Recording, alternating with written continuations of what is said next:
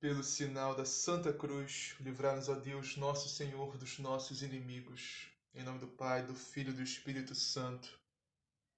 Creio em Deus Pai, Todo-Poderoso, Criador do céu e da terra, e em Jesus Cristo, seu único Filho, nosso Senhor, que foi concebido pelo poder do Espírito Santo, nasceu da Virgem Maria, padeceu sob Pôncio Pilatos, foi crucificado, morto e sepultado, desceu à mansão dos mortos, ressuscitou ao terceiro dia, subiu aos céus, está assentado à direita de Deus Pai Todo-Poderoso, donde há de vir a julgar os vivos e os mortos. Creio no Espírito Santo, na Santa Igreja Católica, na comunhão dos santos, na remissão dos pecados, na ressurreição da carne, na vida eterna. Amém. Vinde, Espírito Santo, enchei os corações dos vossos fiéis e acendei neles o fogo do vosso amor. Enviai, Senhor, o vosso Santo Espírito, e tudo será criado, e renovareis a face da terra. Oremos. Ó Deus, que instruíste os corações dos vossos fiéis com a luz do Espírito Santo, fazei que apreciemos retamente todas as coisas, segundo o mesmo Espírito, e gozemos sempre de suas divinas consolações, por Cristo nosso Senhor. Amém. Liturgia da Palavra, 23 de agosto de 2020, 21º domingo do tempo comum. Primeira leitura. Leitura do livro do profeta Isaías. Assim diz o Senhor, a Sobna, o administrador do palácio: eu vou te destituir do posto que ocupas e demitir-te do teu cargo. Acontecerá que nesse dia chamarei meu servo Eliasim, filho de Helcias, e o vestirei com a tua túnica e colocarei nele a tua faixa. Porei em suas mãos a tua autoridade. Ele será um pai para os habitantes de Jerusalém e para a casa de Judá. Eu farei levar aos ombros a chave da casa de Davi. Ele abrirá e ninguém poderá fechar. Ele fechará e ninguém poderá abrir. Hei de fixá-lo como estaca, em lugar seguro, e aí ele terá o trono de glória na casa de seu pai. Palavra do Senhor. Graças a Deus. Salmo responsorial. Ó Senhor, vossa bondade é para sempre. Completai em mim a obra começada. Ó Senhor, vossa bondade é para sempre. Completai em mim a obra começada. Ó Senhor, de coração eu vos dou graças, porque ouvistes as palavras dos meus lábios. Perante os vossos anjos vou cantar-vos, e ante o vosso templo vou prostrar-me. Ó Senhor, vossa bondade é para sempre. Completai em mim a obra começada. Eu agradeço o vosso amor, vossa verdade, porque fizestes muito mais do que prometestes. Naquele dia em que gritei, vós me escutastes e aumentastes o vigor da minha alma. Ó Senhor, vossa bondade é para sempre. Completai em mim a obra começada. Altíssimo é o Senhor, mas olha os pobres e de longe reconhece os orgulhosos. Ó Senhor, vossa bondade é para sempre. Eu vos peço, não deixeis inacabada esta obra que fizeram vossas mãos. Ó Senhor, vossa bondade é para sempre.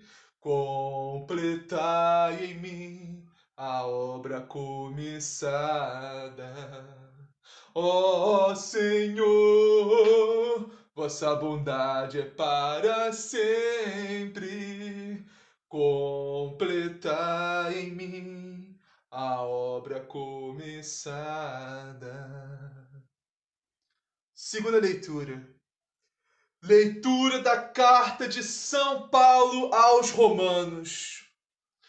Ó profundidade da riqueza, da sabedoria e da ciência de Deus! Como são inescrutáveis os seus juízos e impenetráveis os seus caminhos! De fato, quem conheceu o pensamento do Senhor? Ou quem foi seu conselheiro? Ou quem se antecipou em dar-lhe alguma coisa, de maneira a ter direito a uma retribuição? Na verdade, tudo é dele, para ele, por ele e para ele. A ele a glória, para sempre. Amém. Palavra do Senhor. Graças a Deus. Evangelho, anúncio do Evangelho. O Senhor esteja convosco. Ele está no meio de nós. Proclamação do Evangelho de Jesus Cristo, segundo Mateus. Glória a vós, Senhor.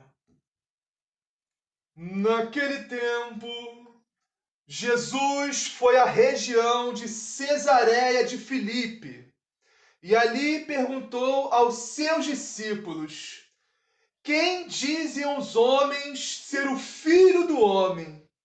Eles responderam: alguns dizem que é João Batista, outros que é Elias, outros que é Jeremias ou um dos profetas. Então disse-lhes: e vós, quem dizeis que eu sou?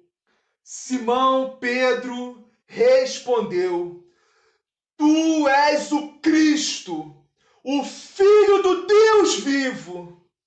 Jesus então declarou: bem-aventurado és tu, Simão, filho de Jonas, porque não foi carne e sangue que te revelaram isso, mas meu Pai que está nos céus.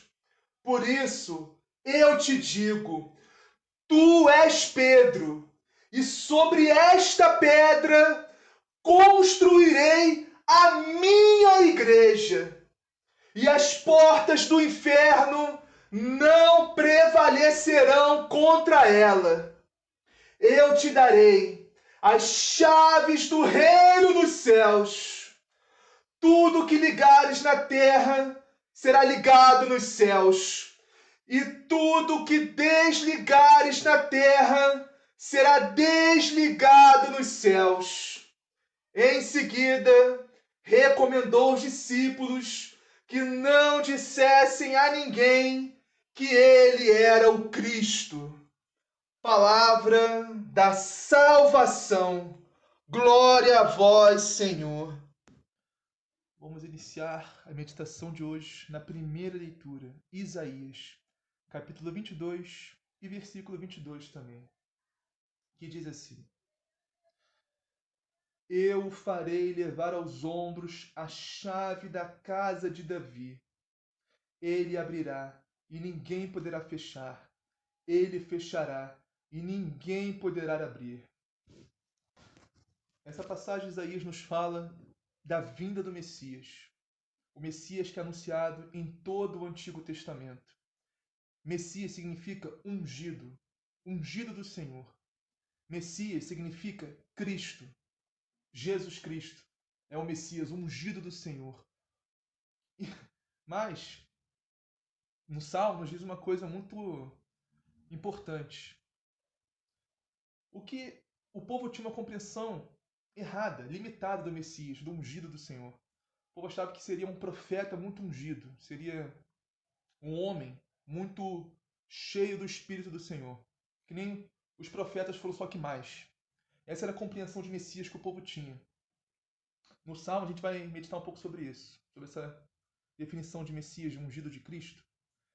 Mas essa passagem aí nos fala da vinda do Messias. E o Messias tem a chave do reino dos céus. A chave do reino dos céus. Vamos lá, agora vamos ao Salmo. Salmo 137. Não, peraí, me desculpa. Na primeira leitura, está falando a chave da casa de Davi, ou seja, não está falando do reino dos céus ainda. Está falando a chave da casa de Davi, ou seja, aqui na terra, autoridade aqui na terra. Né? Autoridade aqui na terra. E o povo achava que o Messias, né, seria um rei terreno, um rei aqui na terra. Isso que o povo achava, o povo esperava. Né? Agora vamos ao Salmo. A gente vai meditar melhor esse Salmo agora com esse esclarecimento, essa correção que eu fiz. Salmo 137. Ó Senhor, vossa bondade é para sempre. Completar em mim a obra começada. É o Salmo responsorial. Mas a gente vai meditar a estrofe que diz assim: Eu agradeço o vosso amor, vossa verdade, porque fizestes muito mais do que prometestes. Olha, em Jesus Cristo, Deus nos deu muito mais do que ele prometeu. Muito mais. Muito mais. Deus nos prometeu um Messias, um ungido, um homem cheio do Espírito do Senhor. Um homem cheio de sabedoria, um homem cheio de conhecimento, um homem cheio do Espírito do Senhor. Não. Jesus Cristo não era simplesmente um homem muito sábio, um homem cheio de sabedoria, cheio do Espírito do Senhor. Não. Deus nos deu Ele próprio. Jesus Cristo é Deus, é o próprio Deus que desceu dos céus e se encarnou aqui na terra para nos libertar, nos dar a vida. É o próprio Deus. Então, nossa, Deus nos deu muito mais do que Ele prometeu. Muito mais. Muito mais. Um exemplo do padre Paulo Ricardo, uma homilia que ele fez há um tempo atrás, ele disse assim: olha, é como se Deus, vamos supor que Deus, né, vamos colocar aqui na Terra esse exemplo. Um pai fala para o seu filho e diz para o filho: filho, um dia nós vamos te dar uma bela barra de chocolate, filho. Aí o pai faz o quê? O pai não dá só uma barra de chocolate, o pai dá uma fábrica inteira de chocolate para o filho. Olha isso. A promessa foi muito maior do que o esperado, muito maior. Muito maior. É assim que é a bondade e a misericórdia de Deus, é infinita. Superabunda a nossa toda expectativa que a gente tenha. A graça de Deus superabunda toda expectativa humana que a gente tenha. Lembra que a primeira leitura fala assim, né? Ó, eu farei levar aos ombros a chave da casa de Davi. A chave da casa de Davi, ou seja, a autoridade aqui na terra. Autoridade aqui na terra. Ele abrirá e ninguém poderá fechar. Ele fechará e ninguém poderá abrir. Autoridade. Para mandar e desmandar. E o Salmo nos diz da promessa que superabundou, a promessa que foi muito mais do que a expectativa que nós recebemos de Deus.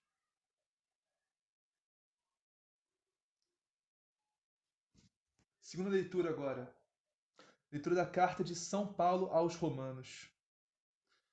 Romanos capítulo 11, versículos 33 a 36. Ó profundidade da riqueza, da sabedoria e da ciência de Deus! Como são inescrutáveis os seus juízos e impenetráveis os seus caminhos. Ou seja, nosso Deus é o Deus da riqueza, mas não da riqueza que a gente entende aqui nessa terra, riqueza humana, riqueza do dinheiro, Não, não é essa riqueza que eu estou falando. É a riqueza da graça. Porque, claro, sim, se Deus quiser, Ele pode nos encher de dinheiro, de ouro, seja lá o que for, porque tudo é dele, tudo pertence a ele. A gente vai ver no final dessa leitura. Mas a maior riqueza que Deus pode nos dar é ele próprio. Porque Deus é a riqueza.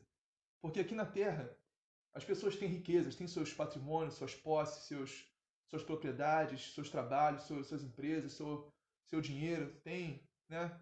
O seu poderio financeiro, tem essa riqueza mundana. Mas a riqueza de Deus é infinitamente maior do que essa, isso é muito pequeno diante de Deus. Maior autoridade, o homem mais rico, mais poderoso aqui dessa terra, tem, nossa, é infinitamente inferior à riqueza de Deus, a riqueza que Deus tem, que nos dá a vida eterna.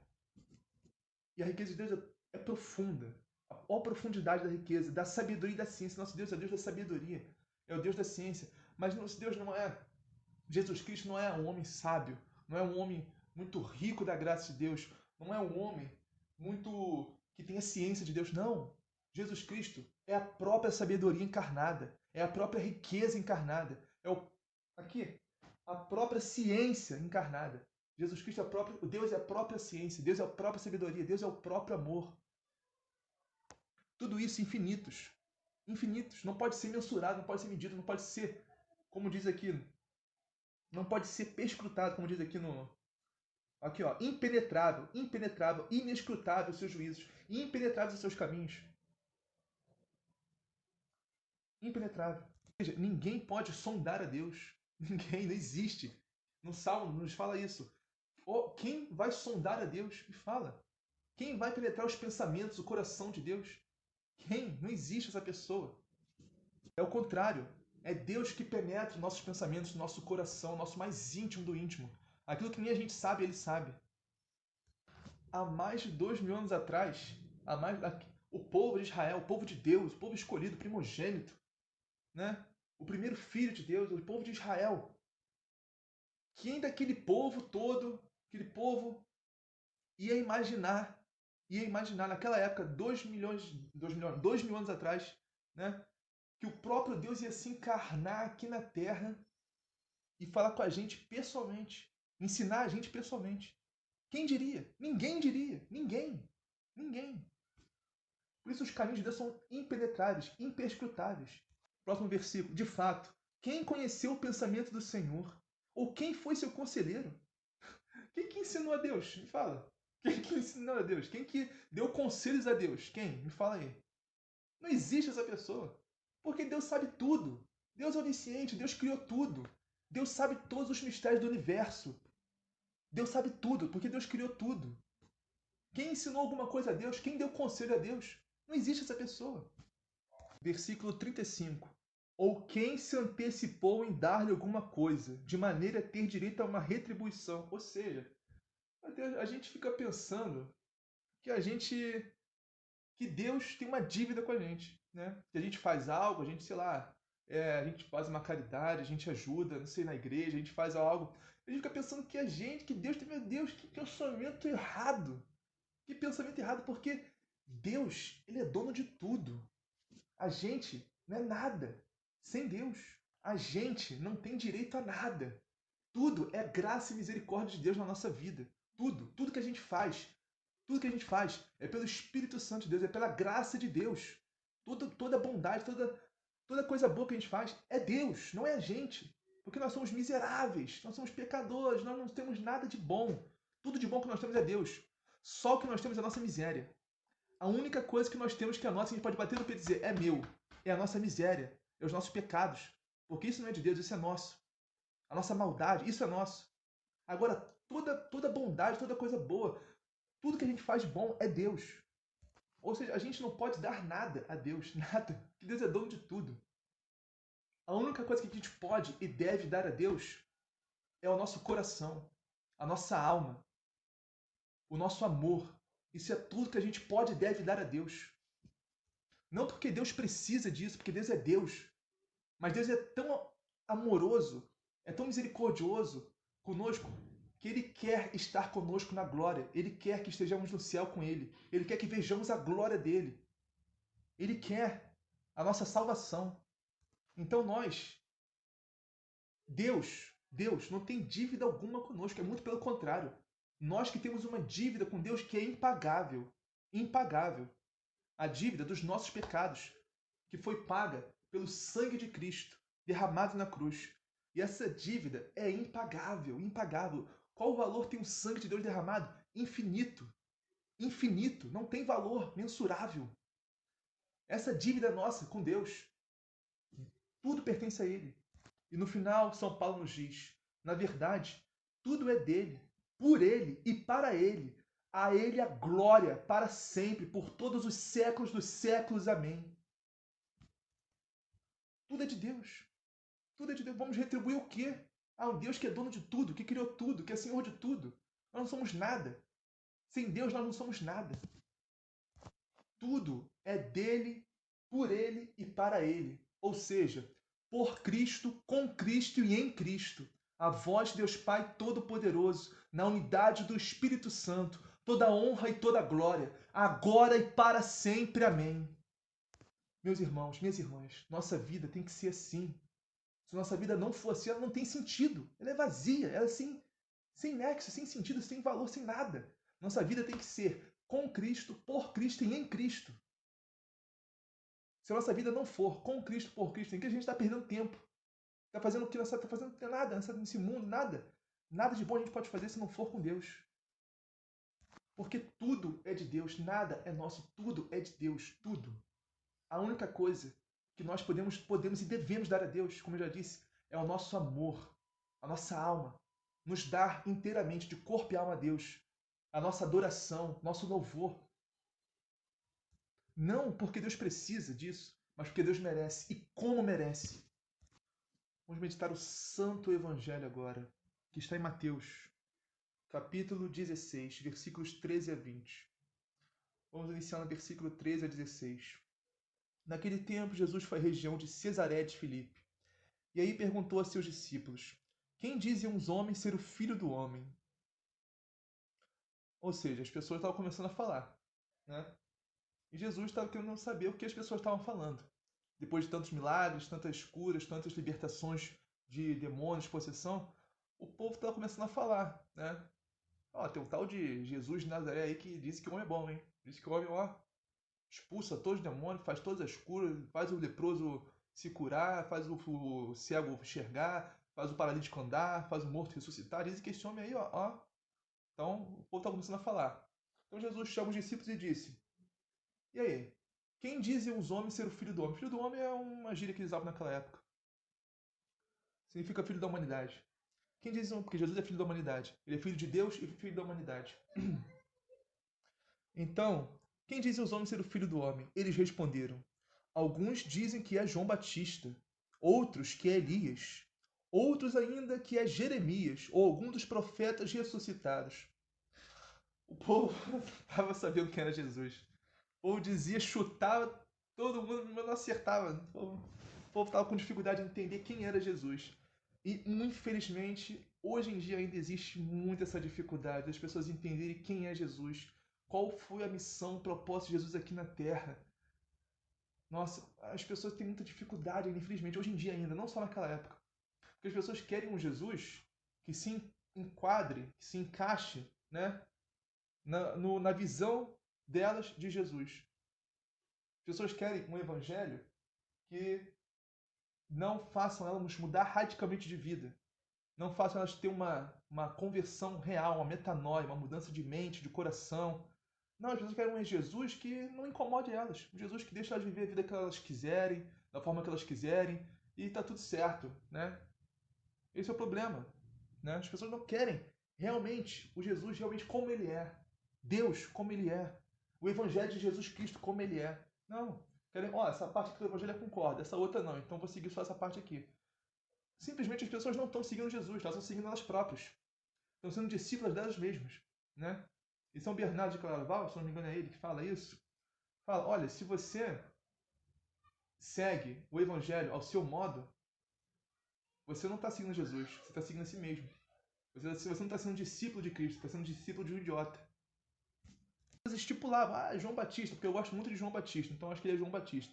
A outra, não, é Elias, porque, pô, Elias era o cara, ele gostava muito de Elias, então deve ser Elias. Outros achavam, Não é aquele Jeremias, não. Jeremias é aquele que sofreu muito, nossa, mas ele evangelizava de uma maneira incrível. Jeremias era. Não, entendeu? As pessoas não querem enxergar quem é Jesus. Elas querem ver Jesus no seu gosto, no seu modo, no seu jeito, na sua verdade. Não querem a verdade de Deus, a verdade de Cristo, a verdade da igreja. Não, querem a sua verdade. Por isso que não dá certo, não acontece a conversão. Então Jesus lhes perguntou: E vós, quem dizeis que eu sou? Os discípulos ficaram se olhando. Não está escrito isso aqui não, mas eu imagino assim. Os discípulos ficaram se olhando, olhando um para o outro assim. Aí Pedro tomou a palavra, tomou a frente, foi lá. Pedro é sensacional, né? São Pedro é nosso primeiro papa, é sensacional. E o que São Pedro disse? Né?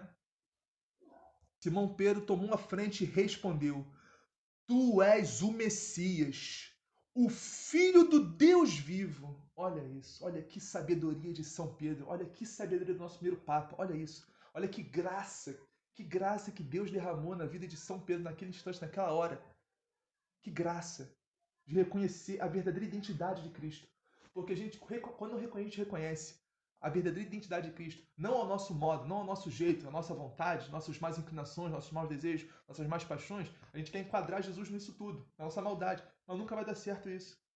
A gente tem que se abandonar, se esvaziar, se renunciar a nós mesmos para seguir a Cristo. E quando a gente reconhece que Jesus Cristo é Deus, a gente consegue, olha, a gente entende isso não só na mente, mas no coração, na alma, verdadeiramente mesmo.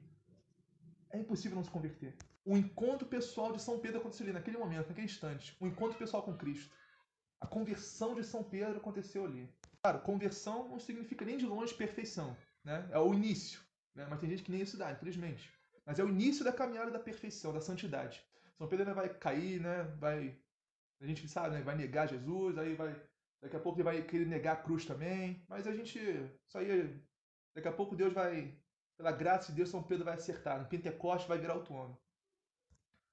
No próximo versículo, respondendo, Jesus lhe disse: Feliz é tu, Simão, filho de Jonas, porque não foi um ser humano que te revelou isso, mas o meu Pai que está nos céus. Olha, essa revelação que Jesus Cristo é Deus, isso nunca poderia ter vindo de nós. Isso nunca poderia ter vindo de Israel, daquele povo. Nunca, nunca. Como eu já disse no início desse vídeo, quem imaginaria, nem em 1 milhão de anos, o povo de Israel imaginava isso, que o próprio Deus ia se encarnar aqui na terra e nos ensinar pessoalmente. O próprio Deus ia descer dos altos céus e se encarnar aqui na terra. E não só se encarnar aqui na terra, mas vir na humildade, na pobreza, numa manjedoura, no silêncio. Durante 30 anos, Jesus Cristo viveu anônimo, no silêncio. Deus morou 30 anos aqui conosco, anonimamente, na humildade, no silêncio, na vida de oração, crescendo em graça. Então Pedro nunca, nem 1 milhão de anos ia conseguir, né, dar esse time, sabe? É Deus. Não, nunca. Isso veio do alto. Isso veio dos céus. Isso vem de Deus, do próprio Deus, que revelou isso a Simão, que mudou de nome.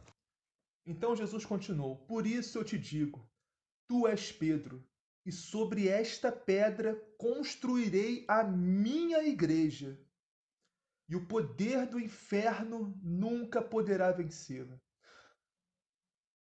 Jesus mudou o nome de Pedro, mudou o nome de Simão para Pedro, né?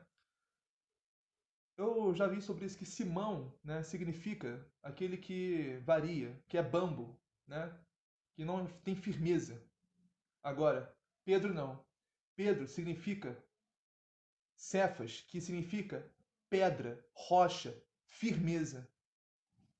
Quando Deus muda o nosso nome, Ele não só muda o nosso nome, Ele muda a nossa vida.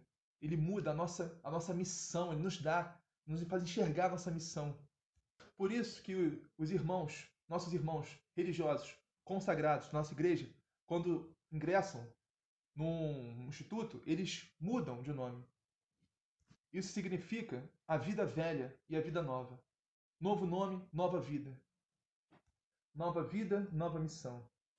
E Jesus não só mudou o nome de Simão para Pedro, mas também entregou a missão dele e disse: Tu és Pedro, e sobre esta pedra construirei a minha igreja. Eu quero frisar isso.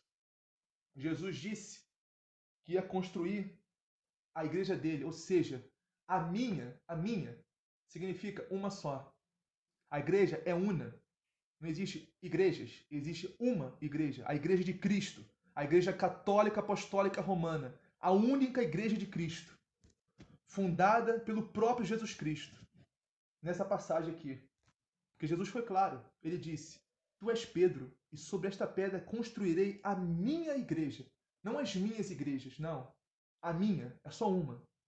E Jesus continuou: E o poder do inferno nunca poderá vencê-lo. Ou seja, Jesus sabia já que o inferno ia tentar destruir a igreja católica. E tentou durante vários anos, e tenta até hoje. Mas nunca poderá destruí-la. Porque a igreja não é obra de homem. A nossa igreja católica apostólica romana não é obra de homem, é obra do próprio Deus. Deus que sustenta a nossa igreja. O próprio Jesus Cristo que é a pedra angular, que sustenta todas as outras pedras. Por isso que a igreja nunca acabou e nunca acabará, até a volta definitiva de Cristo, a parousia. Porque é Jesus Cristo que sustenta a igreja católica apostólica romana. É obra do próprio Deus. Como disse os fariseus naquela reunião que o Gamaliel falou, né? Olha, deixa esses apóstolos, não mexe com eles não. Deixa. Porque se for obra de homem, vai acabar. Se for obra de homem, vai acabar. Uma hora vai acabar. Não acabou todas, não acabou do Judas lá, do Simão, do Silão, sei lá quem. Se for só, se esse tal de Jesus aí for obra humana, vai acabar isso aí, ó. Rapidinho vai acabar. Agora, se for obra de Deus, meus irmãos, não queiram lutar contra Deus. Não queiram lutar contra Deus. Ou seja, quem vai contra a Igreja Católica está indo contra o próprio Deus. Não está indo contra o Papa, não, contra as autoridades da igreja, contra os bispos, contra os sacerdotes, não. Está indo contra o próprio Deus. É por isso que a nossa igreja está 2000 anos em pé e permanecerá em pé até a volta definitiva de Cristo, até o Apocalipse, a parousia, até a festa de casamento, que a gente meditou uns evangelhos atrás, né? Que a igreja é a noiva, e Jesus Cristo é o noivo, e vai ouvir essa festa de casamento que vai acontecer no Apocalipse, na parousia, volta definitiva de Cristo. Para finalizar, esse último versículo que a gente vai meditar é o 19. Jesus termina dizendo: Eu te darei as chaves do reino dos céus. Tudo que ligares na terra será ligado nos céus. Tudo que desligares na terra será desligado nos céus. Olha isso. Lembra da primeira leitura? A profecia de Isaías, que dizia que Deus ia dar autoridade aos homens, autoridade aqui na terra. Mas Deus foi muito mais. Como diz o Salmo, o que ele prometeu foi muito mais do que ele prometeu que ele nos deu. Deus não nos deu só autoridade aqui na terra. Ele nos deu autoridade no reino dos céus. O Papa, nosso Papa Francisco, que o primeiro foi Pedro, né? Nosso atual é o Papa Francisco. Tem autoridade aqui na terra e no céu. Autoridade para ligar e desligar todas as coisas que diz respeito à fé, que diz respeito à igreja. Nossa igreja tem um dogma de fé chamado infalibilidade papal. Ou seja, o Papa é infalível, o Papa não falha. Mas podemos dizer, vocês podem me perguntar, mas Vitor, como assim o Papa não falha? O Papa é só um ser humano como nós, é humano, né? É uma criatura. Como assim o Papa não falha? O Papa é infalível? O Papa não tem pecado? O Papa não peca? Não, meu irmão, não é isso que eu estou dizendo. Não é isso não, não é isso não.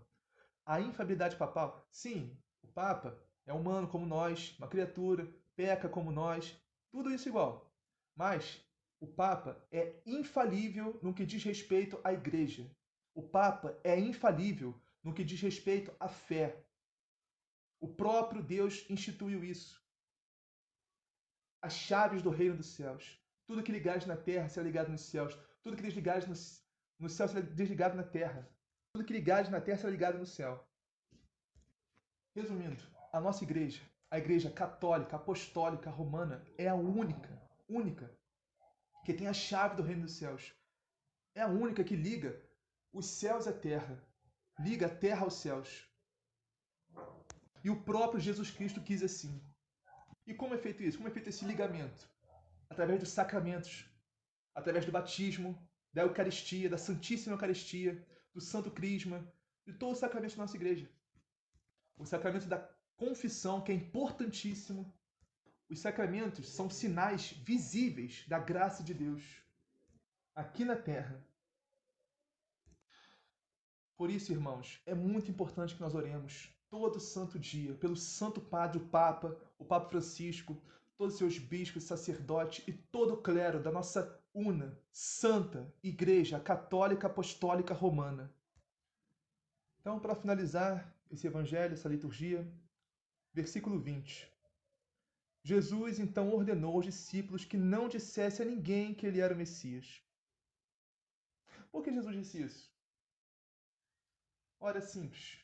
Porque Jesus conhecia o seu povo. Jesus sabia que se o povo começasse a dizer que era o Messias, isso ia mais atrapalhar do que ajudar, né? Porque o povo tinha uma visão muito distorcida, muito errada do Messias. O povo achava que Messias, que o ungido do Senhor, seria simplesmente um rei humano, né? Uma pessoa que ia libertar Israel do jugo, do Império Romano, ia matar todo mundo, ia não sei o quê. Muito errada essa definição de Messias do povo, né? Muito humana, muito mundana, né? Jesus veio não para libertar apenas do Império Romano, Jesus veio para nos libertar de nós mesmos, nossos pecados, das trevas, do inferno, nos libertar de tudo isso. Não só do jugo da escravidão física, no jugo da escravidão do espírito, da alma.